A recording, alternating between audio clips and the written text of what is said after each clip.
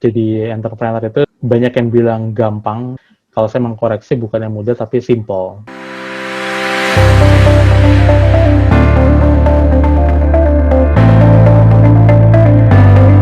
Bismillahirrahmanirrahim. Assalamualaikum warahmatullahi wabarakatuh. Waalaikumsalam warahmatullahi.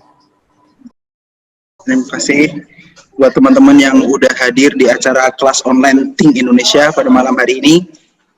Pada kesempatan kali ini kita akan membahas tema mengenai peluang bisnis dari keahlian desain atau desain grafis jadi bisnis. Nah, pada malam hari ini kita bersama pemateri kita yaitu Mas Ufan. Mas Ufan udah hadir bersama kita. Assalamualaikum Mas Ufan. Halo. Suara saya kedengaran ya Mas? Kedengaran. Suara saya kedengaran kan? Iya, kedengaran Mas. Oke. Sebelumnya mungkin bisa ini Mas, perkenalan singkat terlebih dahulu sambil kita menunggu teman-teman yang lain untuk gabung nih Mas. Oke. Ini perkenalan sih sebenarnya sekalian materinya juga sih, cuman nggak apa-apa lah. Ini singkat aja Boleh ya. Mas. Iya. Ini dari mana aja ya? Kalau boleh tahu. Ini tenang aja di luar, saya bukan lagi di kafe, jadi lagi di rumah. Pura-puranya ngafe, udah lama nggak ngafe. Kebanyakan dari teman-teman mahasiswa sih nih Mas. Mahasiswa ya? Iya. Oke, kalau mahasiswanya di bidang apa aja nggak datanya, Mas? Kalau bidang apa ajanya belum ada datanya sih Mas ini untuk spesifik jurusannya. Cuman mungkin kampus-kampusnya aja. Oke, ini kita 1 jam ya waktunya ya? Ya Mas, kita 1 jam waktunya nanti sekitar sampai jam 8-an lah. Oke, langsung mulai aja ya, sekalian Ya, perkenalan dulu. boleh Mas. Oke, tak share screen ya. Ini bisa saya share screen? Bisa. Ya, bismillah. Oke, assalamualaikum warahmatullahi wabarakatuh, teman-teman dari Think Indonesia. Ya, jadi nama saya sebenarnya Ufan ya, jadi tapi namanya sebenarnya Tauswara Diasrian Daru, panjang banget. Jadi akhirnya orang tua saya memutuskan untuk menyingkat namanya jadi Ufan. Origin story-nya cukup panjang sih, jadi kita terima saja kalau nama saya adalah Ufan. Kalau di internet itu biasanya saya terkenal dengan orang Ufan, jadi kalau Twitter saya di @orangufan. Jadi kemarin sempat dihubungi dengan Think Indonesia kalau saya diminta untuk sharing tentang bagaimana ceritanya waktu saya memulai bisnis di di bidang kreatif ya, karena saya sendiri emang dari dulu saya sekolahnya di desain komunikasi visual ITS, terus ya karena waktu dari awal-awal sih orang tua emang pengennya sebenarnya saya jadi ABRI sih ya. Gak nyambung, untung nggak jadi. Dan karena saya ada darah Batak juga, pengennya juga mereka pengen saya jadi pengacara, karena mungkin itu ya takdirnya orang Batak. Cuman saya menolak, saya pengennya masuk di kafe karena yaitu passion saya gitu. Saya suka gambar, suka lihat animasi, seneng aja gitu loh. Nah itu akhirnya berhasil membujuk orang tua saya untuk akhirnya saya masuk ke desain komunikasi visual di Despro terutama. Jadi waktu itu bahkan ekstrim banget sih, saya nggak ikut UMPT ya. Kalau di sini sekarang apa ya? Zaman now ya, masih UMPT ya. Ujian masuk MPT. NPTN, yes pokoknya gitu lah. Yang ujian itu loh, ujian perguruan tinggi itu loh. Yeah. Nah itu saya nggak ikut Karena udah ini udah passion saya lah, kalau nggak masuk saya nggak sekolah ikut tahun depan kayak gitu. Jadi akhirnya lolos, alhamdulillah masuk. Nah itu makanya karena itu passion saya, ya saya gimana pengennya kerja ya sesuai dengan apa yang sesuai passion saya gitu. Jadi selama perjalanan sampai sekarang, eh, saya udah mulai, saya banyak sih apa namanya, mulai pertama kali yang paling bawah ya Desproyer, Despro di apa nama panggilan kita sebagai lulusan Despro kalau dulu.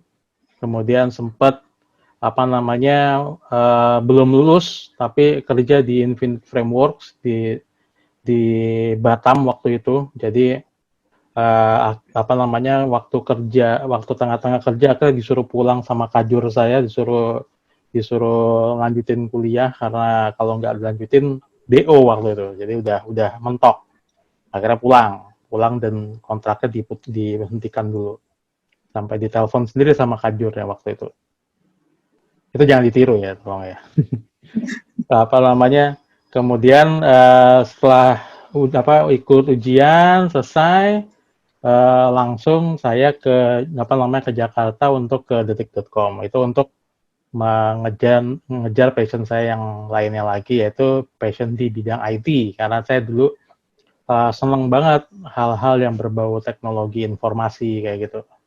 Jadi saya pikir ya waktu zaman dulu ya, itu tahun 2000 berapa, 9 kalau nggak salah. 2000, ya 2009. Apa namanya, waktu itu kan startup masih dikit, jadi saya pilih startup yang paling, ya yang hitungannya startup cuman yang paling keren di Jakarta lah, detik.com waktu itu. Jadi saya masuk di detik.com, kebetulan ada teman yang dulu sempat kerja bareng, jadi saya masuk ke sana tanpa ijazah, jadi langsung dia tahu kerja saya, tahu portofolio saya, jadi langsung direkomendasikan.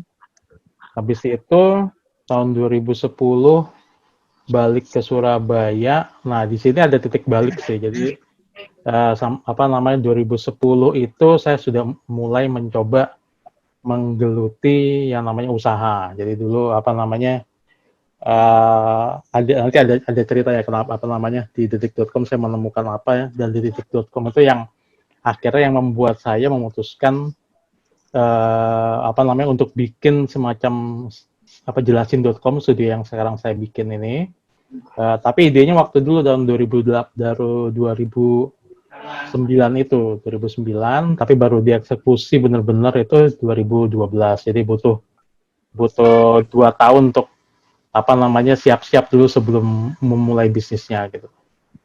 Siap-siap tuh maksudnya bukan hanya siap ini ya, siap mental juga, karena waktu itu emang saya masih masih suka apa namanya ya, masih inilah, saya nggak paham banget masalah masalah bisnis gitu loh, sampai dulu itu saking parahnya saya nggak kenal bisnis itu, waktu pertama kali habis balik dari detik.com ke Surabaya mencoba belajar, itu saya kumpul ke satu komunitas pengusaha, kalau dulu namanya University apa, EU, Entrepreneur University, punyanya si siapa ya?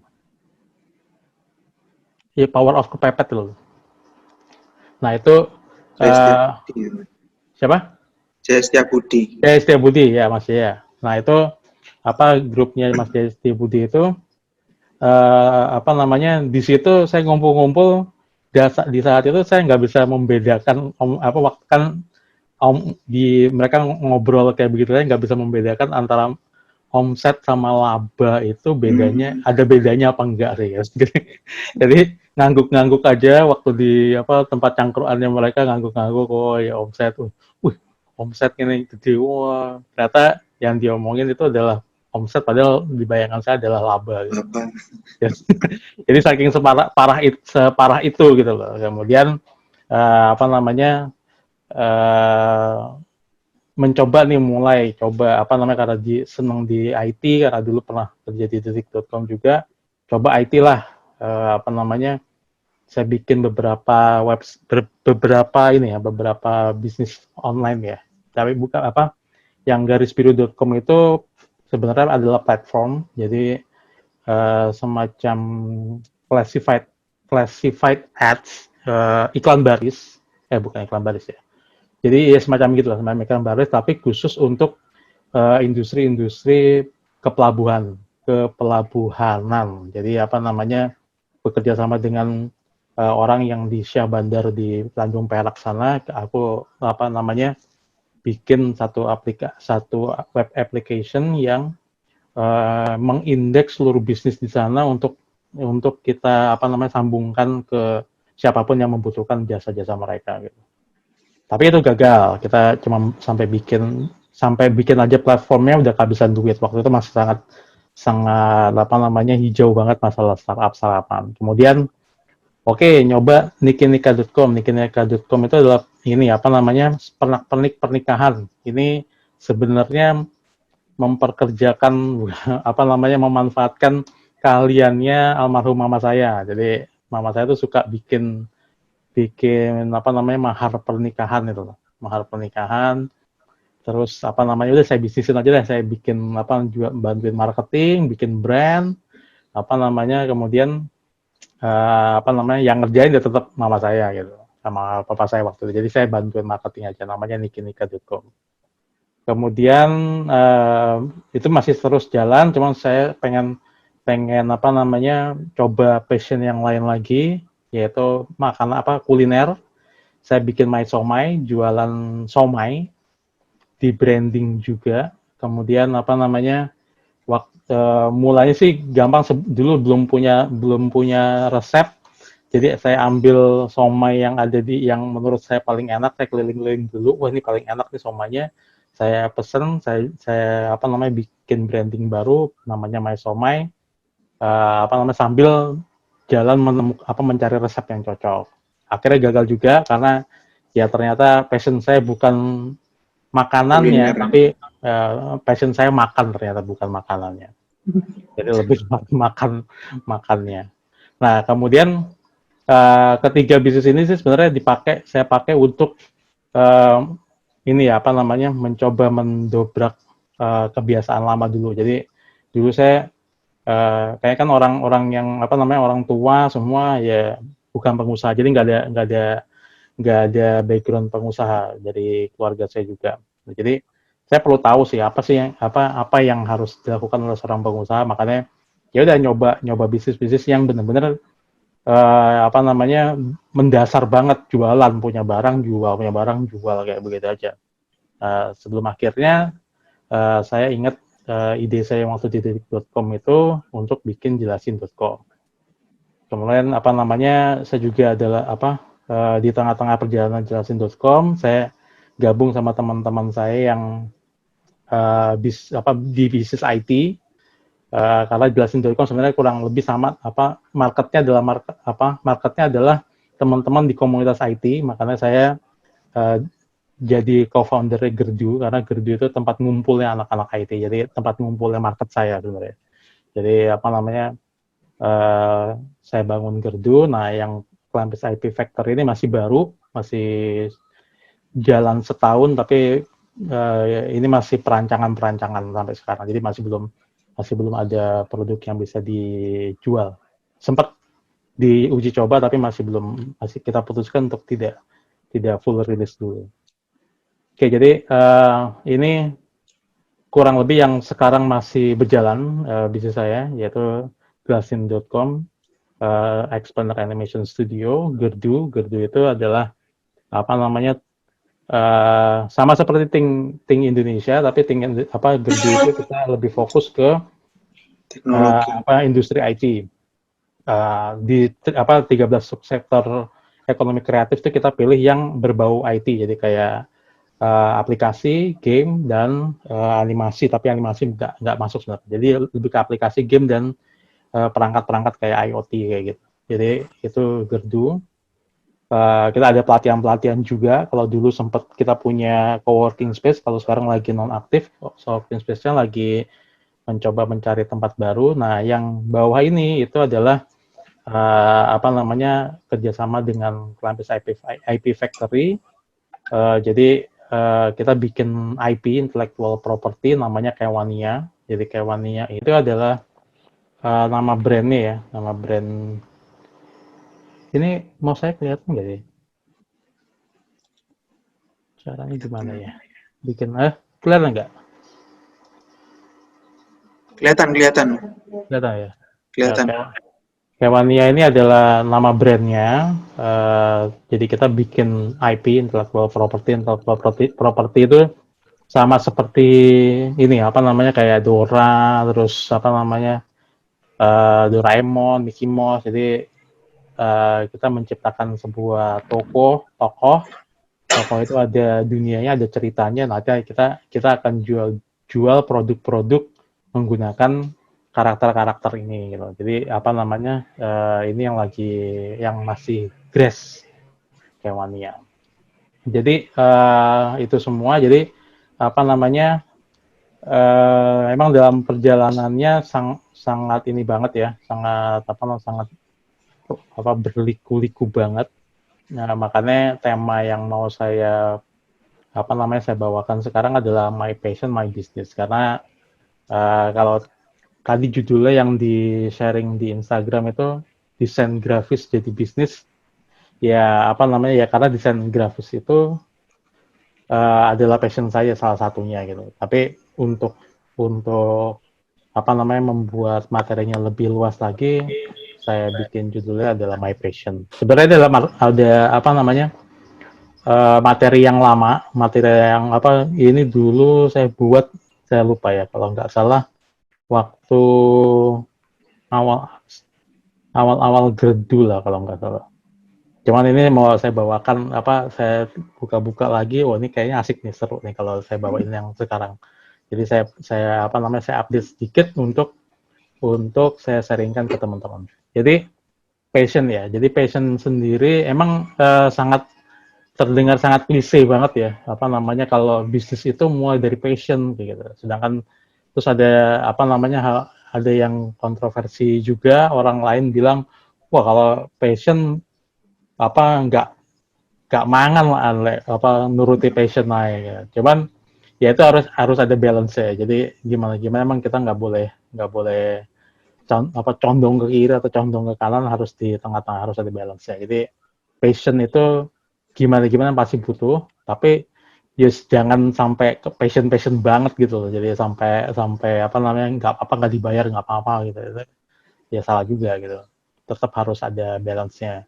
Nah kalau jelasin.com sendiri kita memang apa namanya kita punya apa namanya semacam ini ya kayak corporate culture ya.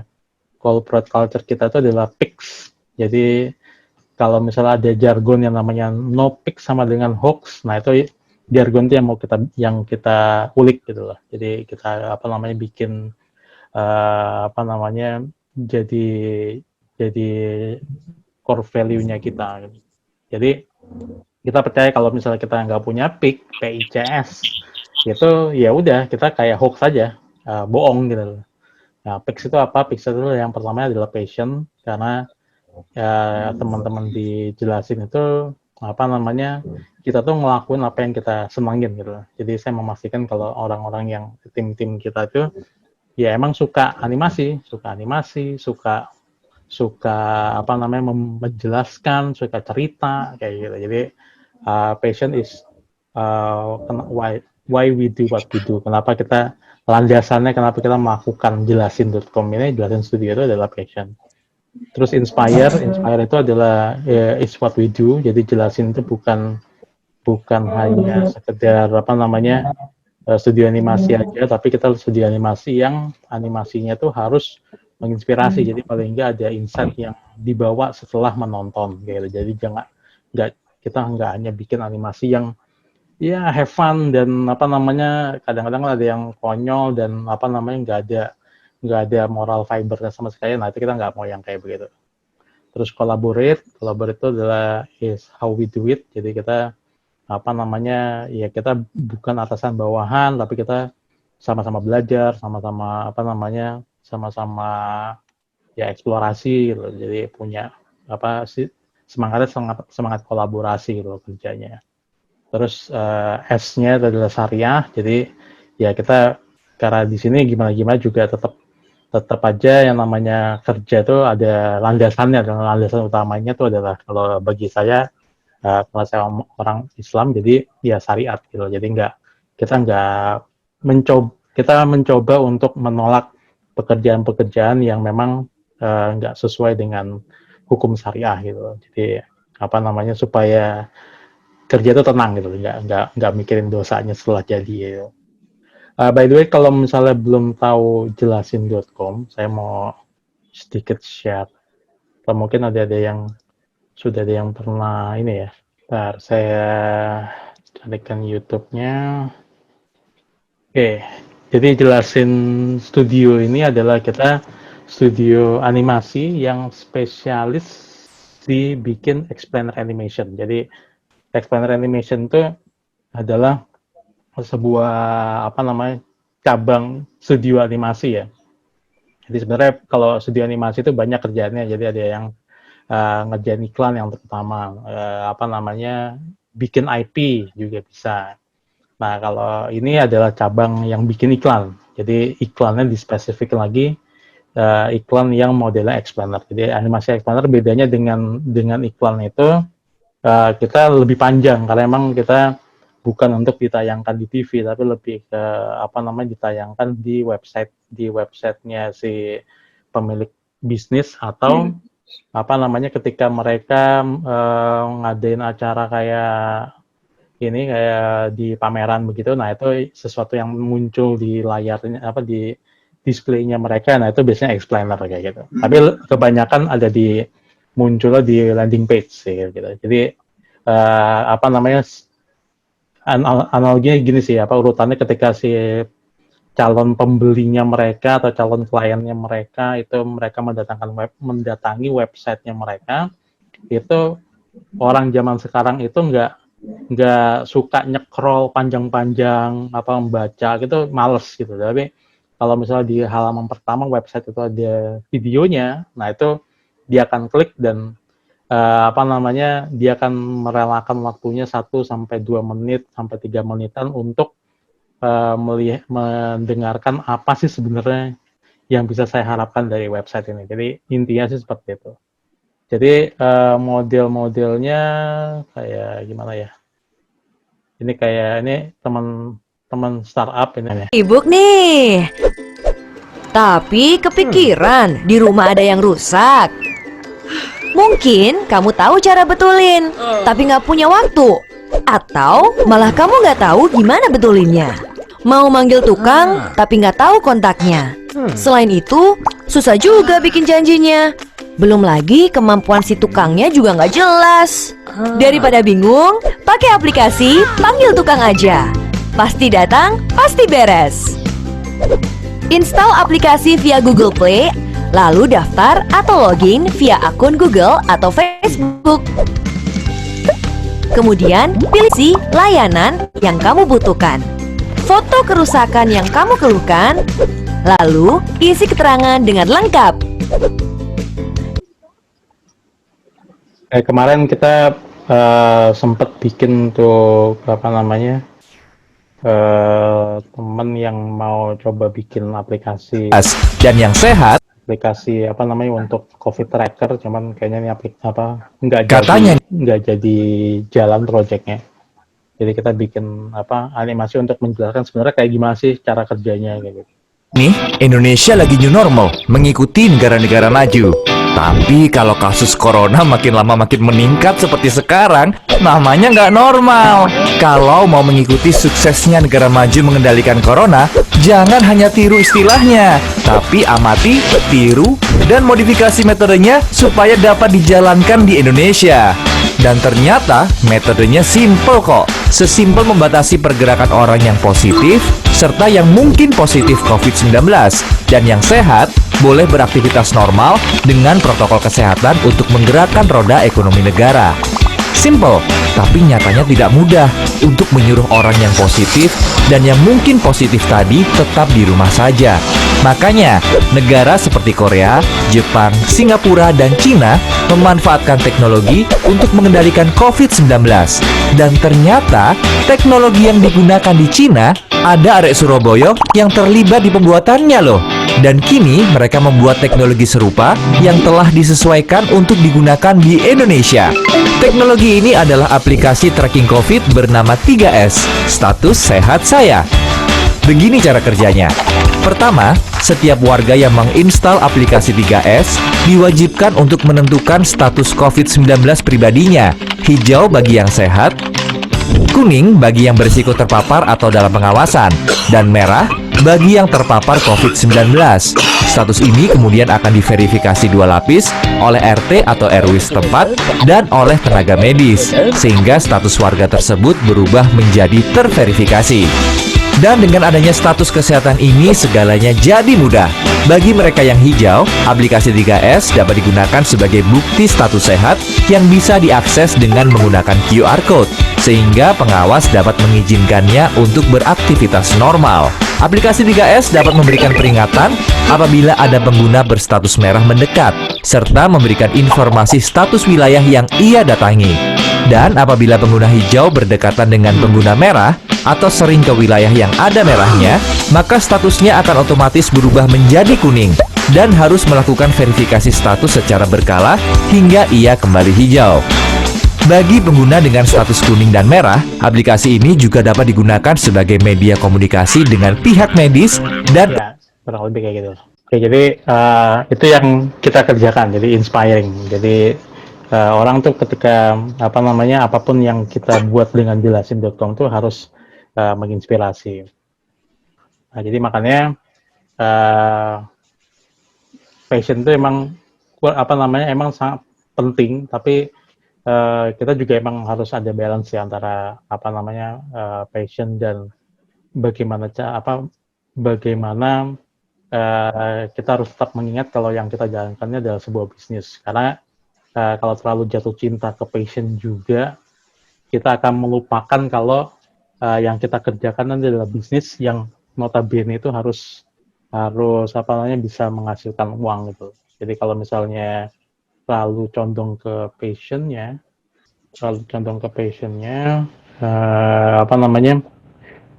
maka dia akan terjebak di passionnya aja gitu. Jadi terlalu jatuh cinta jadi lupa kalau dia harus cari duit.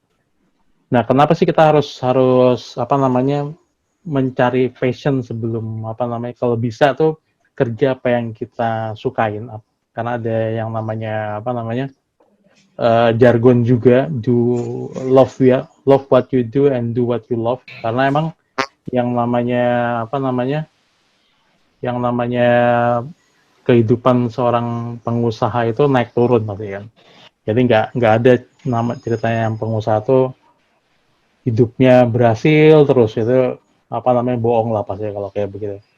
Jadi kebanyakan justru malah dia berada di atas, kemudian dia menemukan ternyata dapat musibah, down lagi, ternyata dia belajar berhasil, down lagi. Tapi kalau misalnya teman-teman lihat di kurva ini, walaupun secara skala kecilnya dia naik turun, tapi sebenarnya seorang pengusaha itu karena dia memang kita harus punya mindset yang resilience ya, dan dan mau belajar terus, itu kurvanya akan akan naik terus gitu, walaupun dari skala kecilnya dia naik turun.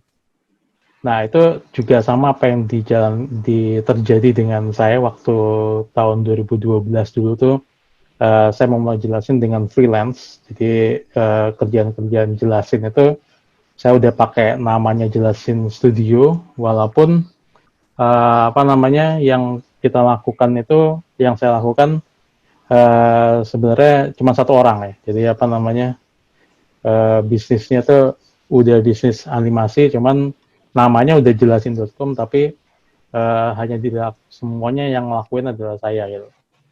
Itu berjalan dari tahun 2012 sampai akhirnya tahun 2012 juga mendapatkan klien pertama. Saya dulu mulainya di awal itu di situs Odesk waktu dulu, sekarang namanya Upwork, untuk tempat nyari klien-klien, dan itu klien luar ya, jadi bukan saya memulainya dengan market luar, bukan market Indonesia, karena tahun 2012 waktu itu tuh yang namanya kebutuhan tentang explainer animation itu masih sedikit di Indonesia, karena explainer animation itu marketnya adalah market istilahnya early adapter-nya, atau orang yang pasti beli jasa saya itu adalah perusahaan-perusahaan yang IDA atau Innovation Driven Enterprise. Jadi perusahaan yang core bisnisnya itu adalah hasil inovasi. Karena hasil inovasi itu biasanya bagus, dibutuhkan, tapi ketika mereka menjelaskan ke marketnya itu susah untuk nangkep gitu loh. Makanya mereka butuh animasi ini untuk membantu menjelaskan itu ke customer-nya mereka. Nah, itu di Indonesia waktu itu belum ada, jadi sedangkan di luar negeri itu banyak udah. Jadi makanya saya coba di portofolio saya dengan cari project-project di luar negeri. Nah, setelah itu tahun 2013 sudah mulai banyak pesanan juga, akhirnya saya bikin studio. Dulu saya ajak almarhum teman saya, sahabat saya waktu kuliah. Kemudian 2013 juga itu mulai disorot, jadi udah mulai sebagai studio baru, studio yang geraknya membantu ada hubungannya dengan startup, itu akhirnya berita teman-teman pers itu lagi bantuin promosi gratis tuh dengan wawancara kayak gitu. Jadi momennya waktu itu sangat pas banget sih. Jadi Indonesia juga lagi booming-boomingnya startup. Jadi apapun tentang startup itu pasti diwawancari oleh mereka gitu, karena ini untuk menimbulkan gelombang baru dalam bisnis kreatif kayak gitu kan. Dan 2013, kemudian tahun 2014 itu saya menyadari kalau ini marketnya di Indonesia udah mulai terbentuk sih, cuman aku perlu mendekat banget dengan marketku gitu, atau market industri inovasi. Makanya ketika teman-teman IT itu mengeluh untuk kita perlu tempat nih buat nongkrong kayak gitu, itu aku ikut nimbrung, terus ikut memprakarsai Gerdu gitu. Gerdu itu adalah tempat nongkrongnya anak-anak IT waktu itu. Jadi dan anak-anak IT itu mungkin masih belum punya startup, cuman mereka waktu itu aku mikirnya, ini kalau misalnya kita bantu, kita edukasi, lama-lama jadi startup juga, dan karena dia kenalnya jelasin studio, ya pesannya diharapkan ke aku gitu. Ya alhamdulillah beneran ternyata kejadian. Jadi banyak teman-teman itu yang ketika jelasin.com dan studio itu selama perjalanannya emang saya nggak pernah promosi yang gede-gedean ya. Jadi benar-benar project-project kita dari word of mouth. Jadi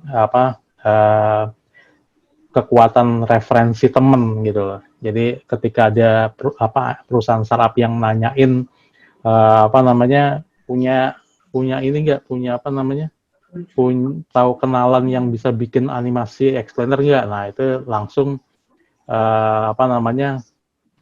opsi pertama itu adalah jelasin studio, karena emang namanya sendiri sudah saya bikin supaya bisa mudah diasosiasikan dengan apa yang tak kerjain gitu. Jadi explainer animation itu ya animasi yang menjelaskan sesuatu, ya jelasin.com kayak gitu. Jadi memang sudah sudah dirancang juga gitu. Nah, makanya karena kita di 2014 itu dengan Gerdu, terus 2015 itu ada saya mencoba untuk bikin IT channel waktu itu, tapi dengan tema itu dakwah, namanya Kala Motion. Jadi animasi explainer animation tapi menjelaskan materi-materi Islam gitu. Ini juga nggak jalan lama. Kemudian di tahun 2017 itu kita mencoba mendefinisikan ulang bisnis kita tuh seperti apa sih sebenarnya gitu. Jadi ini arahnya mau kemana. Jadi dari tahun berapa berarti?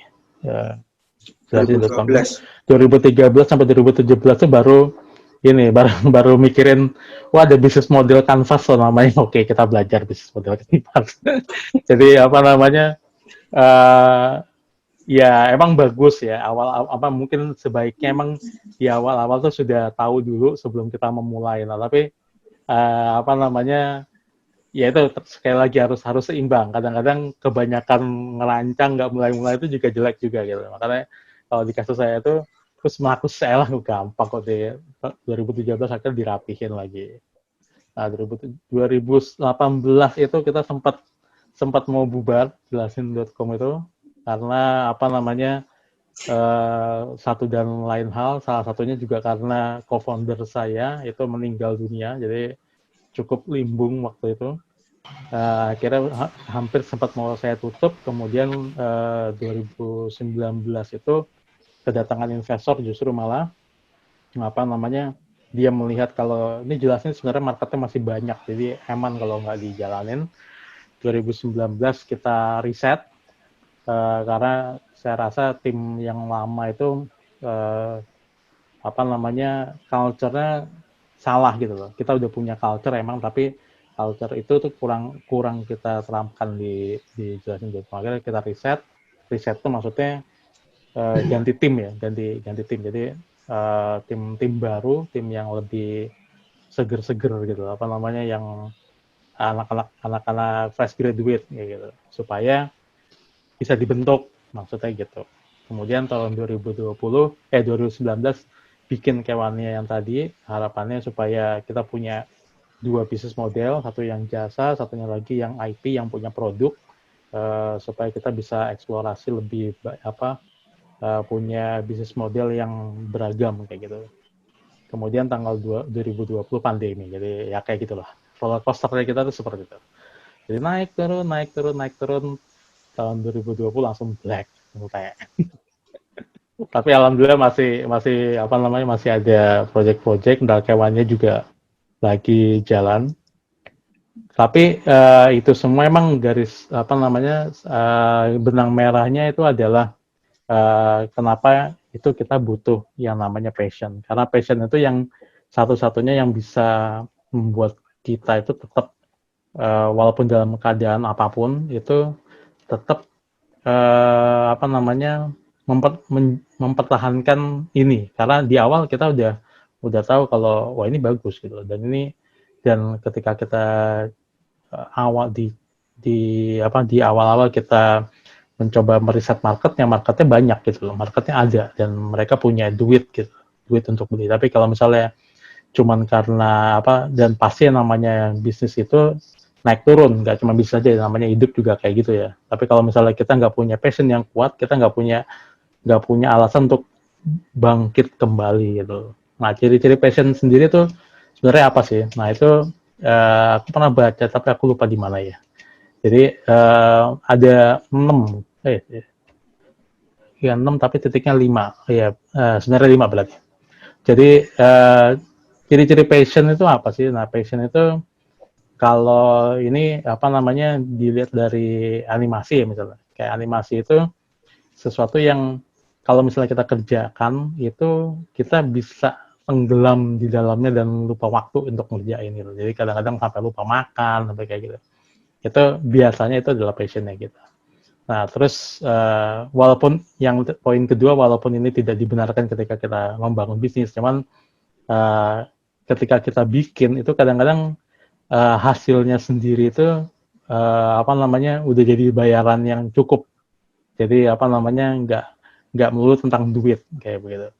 Jadi tanpa dibayar pun kita oke. Tapi kalau saya waktu memulai jelasin studio itu kita untuk portofolio pertama kita modelnya pro bono. Jadi apa namanya, ada teman-teman, kita nyari sih, kita milih teman yang apa namanya, bisnis startupnya lagi naik nih, itu kita tawarin harga murah banget, tapi ada syaratnya video ini dipasang di apa, ketika dia di apa, ada perlombaan internasional kayak gitu, videonya pakai, dan aku boleh ikut nimbrung di apa namanya, di standnya dia. Jadi waktu itu nama startupnya adalah Shoop namanya. Shoop itu dia ini juara, bukan finalis lomba startup waktu itu. Jadi apa namanya, saya apa, ngasih terms itu, tak kasih harga murah banget,